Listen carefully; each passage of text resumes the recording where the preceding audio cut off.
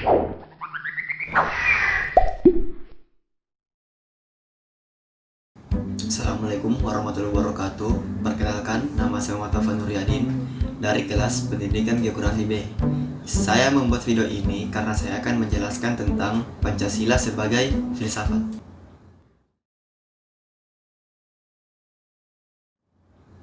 Nah, yang pertama adalah pengertian filsafat.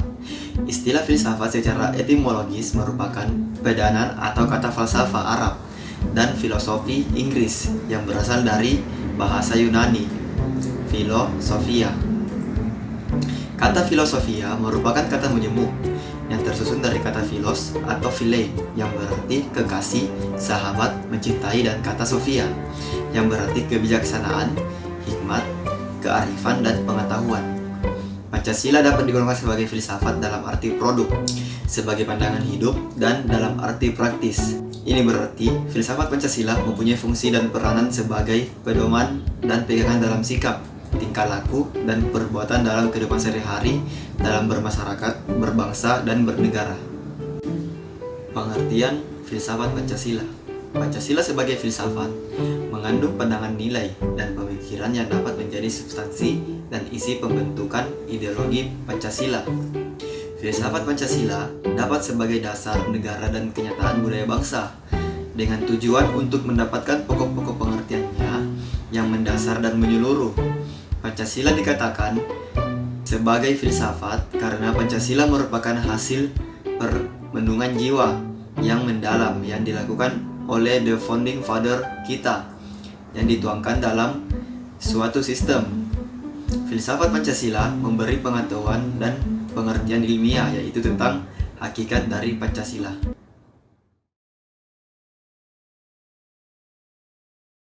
Pancasila sebagai suatu sistem filsafat.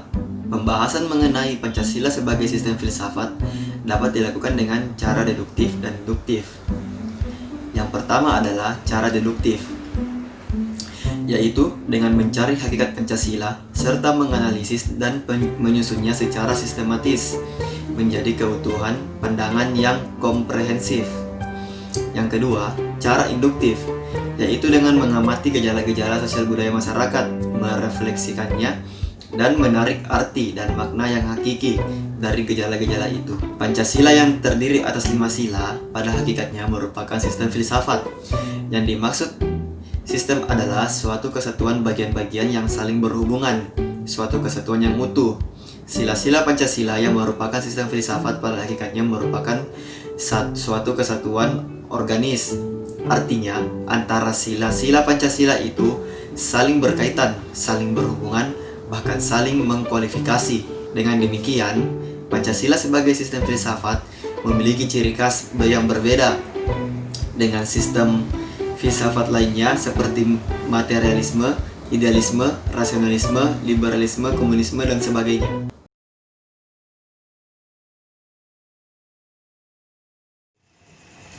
Bismillahirrahmanirrahim. Assalamualaikum warahmatullahi wabarakatuh. Saya atas nama Ima Darunisha dari jurusan Pendidikan Geografi B. Langsung saja, ciri sistem filsafat Pancasila itu antara lain: pertama, sila-sila Pancasila merupakan satu kesatuan sistem yang bulat dan utuh. Dengan kata lain, apabila tidak bulat dan utuh atau satu sila dengan sila lainnya terpisah-pisah, maka itu bukan Pancasila. Terus yang kedua, susunan Pancasila dengan suatu sistem yang bulat dan utuh itu dapat digambarkan sebagai berikut. Yang pertama, sila 1 meliputi, mendasari, dan menjiwai sila 2, 3, 4, dan 5. Sila 2 diliputi, didasari, dijiwai sila 1 dan mendasari dan menjiwai sila 3, 4, dan 5. Sila 3 diliputi, didasari, dijiwai sila 1, 2 dan mendasari dan menjiwai sila 4 dan 5. Sila 4 diliputi, didasari, dijiwai sila 1, 2, 3 dan mendasari dan menjiwai sila 5. Sila 5 diliputi, didasari, dijiwai sila 1, 2, 3, dan 4.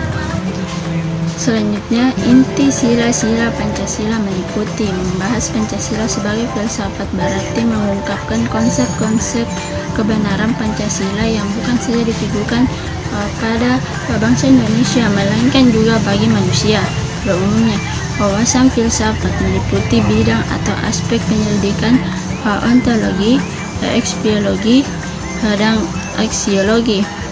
Ketiga bidang tersebut dapat dianggap mencakup kemestaan. Oleh karena itu, berikut ini akan dibahas landasan ontologis Pancasila, epistemologis Pancasila, dan aksiologis Pancasila.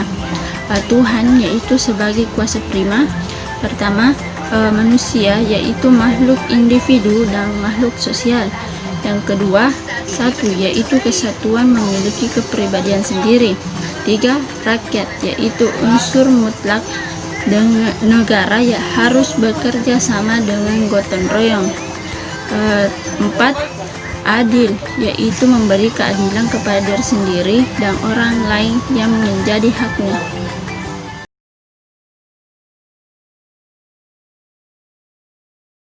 Selanjutnya, landasan aksiologis Pancasila. Sila-sila Pancasila sebagai suatu sistem filsafat memiliki satu kesatuan dasar aksiologis, yaitu nilai-nilai yang terkandung dalam Pancasila pada hakikatnya juga merupakan suatu kesatuan. Aksiologis Pancasila mengandung arti bahwa kita membahas tentang filsafat nilai Pancasila. Istilah aksiologi berasal dari kata Yunani atau asios yang artinya nilai, manfaat, dan logos yang artinya pikiran, ilmu atau teori. Aksiologis adalah teori nilai, yaitu sesuatu yang diinginkan, disukai, atau yang baik. Bidang yang diselidiki adalah hakikat nilai, kriteria nilai, dan kedudukan metafisika suatu nilai.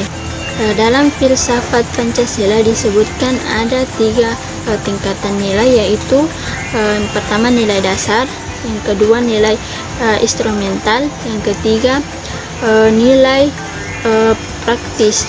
Langsung saja, nilai dasar adalah asas-asas yang kita terima sebagai dalil yang bersifat mutlak, sebagai sesuatu yang benar atau tidak perlu dipertanyakan lagi. Nilai-nilai dasar dari Pancasila adalah nilai ketuhanan, nilai kemanusiaan, nilai persatuan, nilai kerakyatan, dan nilai keadilan. Terus yang kedua, nilai instrumental adalah nilai yang berbentuk norma sosial dan norma hukum yang selanjutnya akan terkristalisasi dalam peraturan dan mekanisme lembaga-lembaga negara. Yang ketiga, nilai praksis adalah nilai yang sesungguhnya kita laksanakan dalam kenyataan. Nilai ini merupakan batu ujian apakah nilai dasar dan nilai instrumental itu benar-benar hidup. Jadi dari apa yang telah dijelaskan di atas, Pancasila sebagai filsafat mengandung pandangan, nilai, dan pemikiran yang dapat menjadi substansi dan isi pembentukan ideologi Pancasila. Pancasila dikatakan sebagai filsafat dikarenakan Pancasila merupakan hasil perenungan jiwa yang mendalam yang dilakukan oleh para pendahulu kita yang kemudian dituangkan dalam suatu sistem yang tepat di mana Pancasila memiliki hakikatnya tersendiri yang terbagi menjadi 5 sesuai dengan kelima sila-sila tersebut. Adapun yang mendasari Pancasila adalah dasar ontologis atau hakikat manusia, dasar epistemologis atau pengetahuan, dasar aksiologis atau pengamalan nilai-nilai.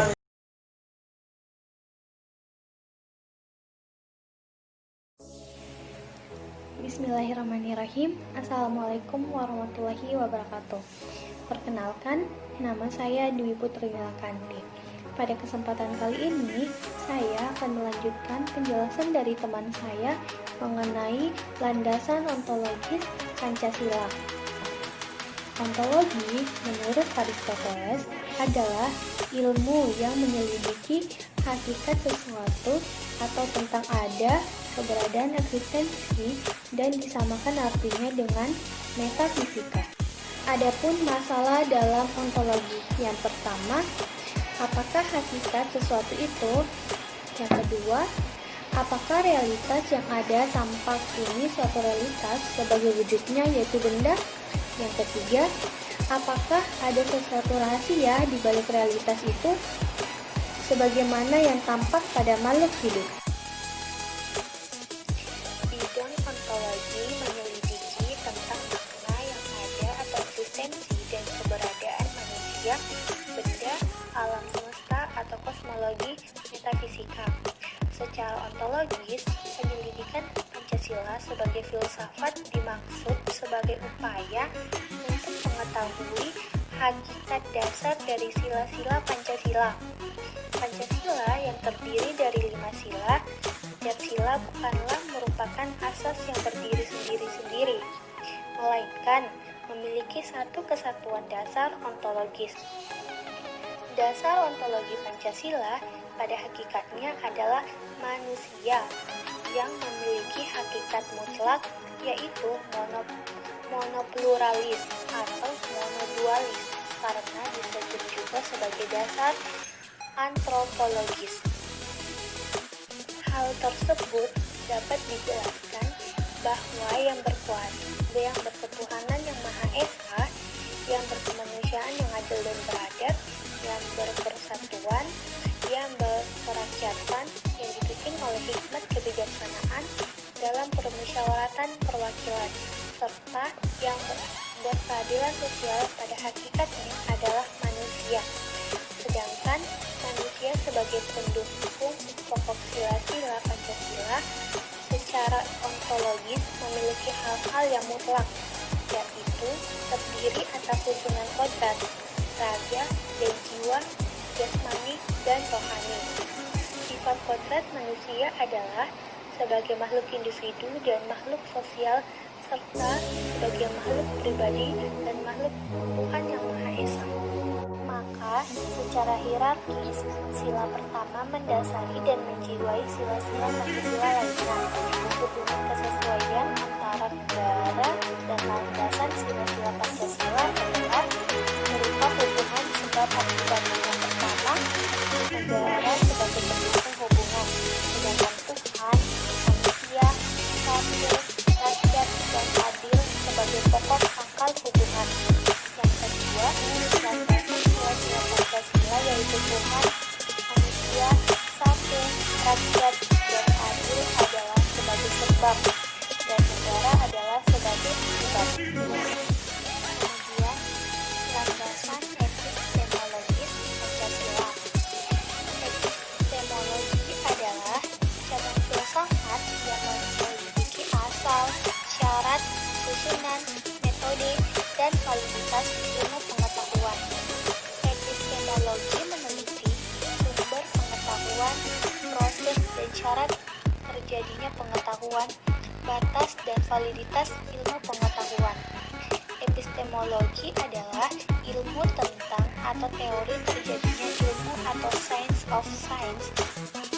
Menurut situs 1984-220, terdapat 3 persoalan yang mendasar dalam epistemologi, yaitu yang pertama, tentang sumber pengetahuan manusia. Yang kedua, tentang teori kebenaran pengetahuan manusia. Yang ketiga, tentang latar pengetahuan manusia. Secara epistemologis, kajian Pancasila sebagai filsafat dimaksudkan sebagai upaya untuk mencari hakikat Pancasila sebagai suatu sistem pengetahuan. Pancasila sebagai sistem filsafat pada hakikatnya juga merupakan sistem pengetahuan. Ini berarti Pancasila telah menjadi suatu sistem bercita-cita menjadi suatu ideologi. Oleh karena itu, Pancasila harus memiliki unsur rasionalitas, terutama dalam kedudukannya sebagai sistem pengetahuan. Dasar epistemologis Pancasila pada hakikatnya tidak dapat dipisahkan dengan dasar ontologisnya, maka dasar epistemologis Pancasila sangat berkaitan erat dengan konsep dasarnya tentang hakikat manusia. Pancasila sebagai suatu objek pengetahuan pada hakikatnya meliputi masalah, sumber pengetahuan, dan susunan pengetahuan Pancasila. Tentang sumber pengetahuan Pancasila, sebagaimana telah dipahami bersama adalah nilai-nilai yang ada pada bangsa Indonesia sendiri. Nilai-nilai tersebut merupakan kuasa materialis Pancasila. Tentang susunan Pancasila sebagai suatu sistem pengetahuan, maka Pancasila memiliki susunan yang bersifat formal logis, baik dalam arti susunan sila-sila Pancasila maupun isi arti dari sila-sila Pancasila itu. Susunan kesatuan sila-sila Pancasila adalah bersifat hierarkis dan berbentuk piramidal. Sifat hierarkis dan bentuk piramidal itu nampak dalam susunan Pancasila, di mana sila pertama Pancasila mendasari dan menjiwai keempat sila lainnya. Sila kedua didasari sila pertama dan mendasari serta menjiwai sila ketiga. Keempat dan kelima, sila ketiga didasari dan dijiwai sila pertama dan kedua, serta mendasari dan menjiwai sila keempat dan kelima. Sila keempat didasari dan dijiwai sila pertama, kedua, dan ketiga, serta mendasari dan menjiwai sila kelima. Sila kelima didasari dan dijiwai sila pertama, kedua, ketiga, dan keempat. Dengan demikian, susunan Pancasila memiliki sistem logis baik yang menyangkut kualitas maupun kuantitas.